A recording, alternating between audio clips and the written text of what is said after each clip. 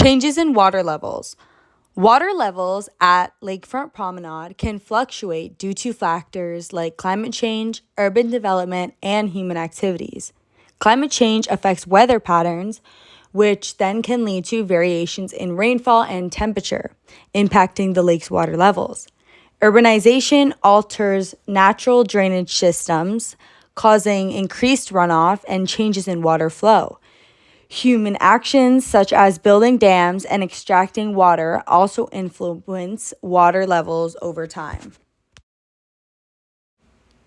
Native species and their status. Lakefront Promenade ideally supports a diverse range of native species, including fish like trout and perch, and plants such as water lilies and cattleyas. However, population habitat loss and competition from invasive species can affect their presence. Efforts to restore habitats and improve water quality are important for maintaining these native species populations. Health of the waterway.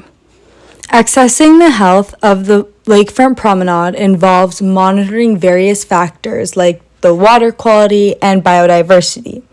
Population from sources like runoff and industrial discharge or salt in the winter can degrade water quality, while loss of habitat can impact biodiversity. Monitoring programs can help identify issues and guide conservation efforts to ensure the long-term health of the waterway. Invasive species like zebra mussels and round groupies are a threat to Lakefront Promenade's ecosystem. They are often introduced unintentionally through activities like shipping or recreational boating. Once established, invasive species can outcompete native species and disrupt the balance of our ecosystem. Early dedication and management strategies are crucial for controlling their spread.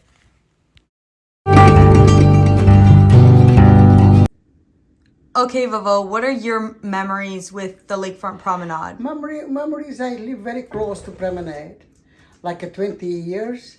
And I used to have a little dog. The name is Nico. I used to go to the water with him swimming.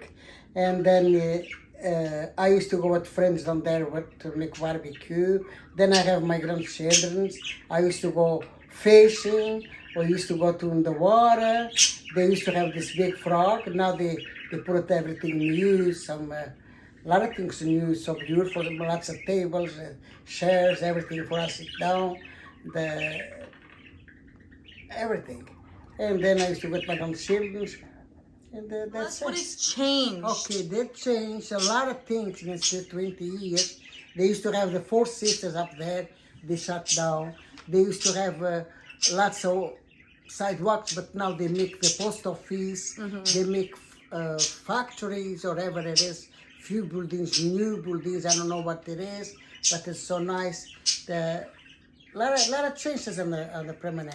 Lots of new housing as well. Yes. On the promenade, and also they did add new walkways and docks for the public as well. They built that there too, and we are expecting lots of new renovations. Yes, then if you go in there, you can see the big maps there. Yeah. To show the buildings, what they're gonna do. Lots of new houses, lots of beautiful things for us to go. It's gonna be beautiful. Beautiful.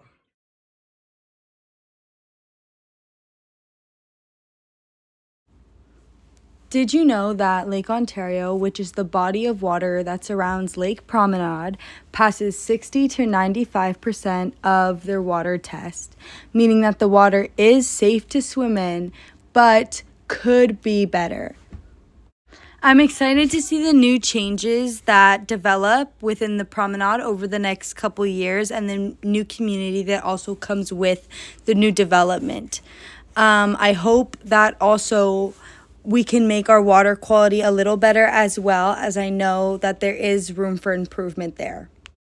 But Lake Promenade sure does hold a lot of special memories to a lot of people, and I'm excited for a lot of new ones that it will create for people, especially with the new development. All right, so just to kind of set the context, so how long have you lived near the St. Lawrence? All my life. And he's, what is he, I'm 74 years old, so the river and I are quite close. Grant mentioned that you were here when they flooded the river, when they first flooded. Do you have any memories of that? I do. The day that they broke the Coffer Dam in Cornwall, it's called the Coffer Dam, and it was dammed up so that the people that were hired by the Seaway to do all the excavating and clearing and so on, the dam allowed them to do all of that without the water being in the way. And so the day that they broke the dam in Cornwall, blew up the dam so that the water could flood in, then my dad took me. I was just at that point in time, I'm going to say 8 years old. My dad took me and we went down to the old canal, to the locks. And that's gotta be right where the dockside is now, or right where the wharf is? Where would it be? Be east of that. Just east the of that? locks would be east of that. Okay. And so we went down there because most people were of the idea that once they blew that dam that it was going to be pretty quick that the water would move up, but it took a long time. And what we saw were the end results of them burning some of the buildings and stuff that were still there to clear them out. And one of the lock house on one of the locks, I just forget what number it was, but it still exists and they dive there today. For like scuba tours and stuff to see the remains of Scuba town? diving, yeah. Yeah. They go down and they dive. Apparently it's all covered with barnacles and stuff now, and there's all kinds of aquatic life in there. Cool. Would there have been a lot of people come down to watch the... Oh yeah, like a lot of the townspeople would have come down to the edge of the river to see what was going on. And of course, we kept going back because you wanted to see the progress of the water, right? Did you guys get the day off school, or was it more like At that point in time, I can't remember exactly what time of year that they broke the dam. I'm kind of thinking it might have been summer, but or a weekend or something. I don't remember that. Yeah, I think actually it might have been July, so no school. What changes in the river and the surrounding area have you noticed over time? I mean, the big change from then till the Seaway was completed was the size of the ships that could navigate that waterway, right? So in the days going way back historically, like the river was like an artery. Your aorta in your body kind of thing. It's the main blood carrying vessel that allows you to live, right?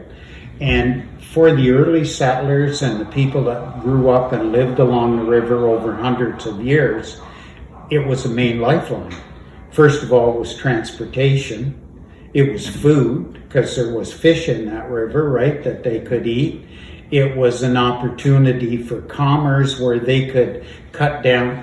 When the early settlers came here, some of my relatives were the first people to come here. And in fact, my great-great-great-grandfather was, I think, the first Caucasian child to be born here. Dang. And so in that particular time, the river provided all kinds of opportunities back then, because when the settlers got here, this land, I'm told, or was told, was covered in white pine. I don't know if you know what white pine looked like. I've got a couple growing up home, but they're huge. They're massive trees, grow fairly quickly and soft. And so basically it was covered in white pine. And so those settlers had to clear all that land. And what they did was they cleared it. White pine's very tall and straight. And so they cleared it, they cut the white pine, they chained them together at the edge of the river, and then they would have a crew that would take them to Montreal.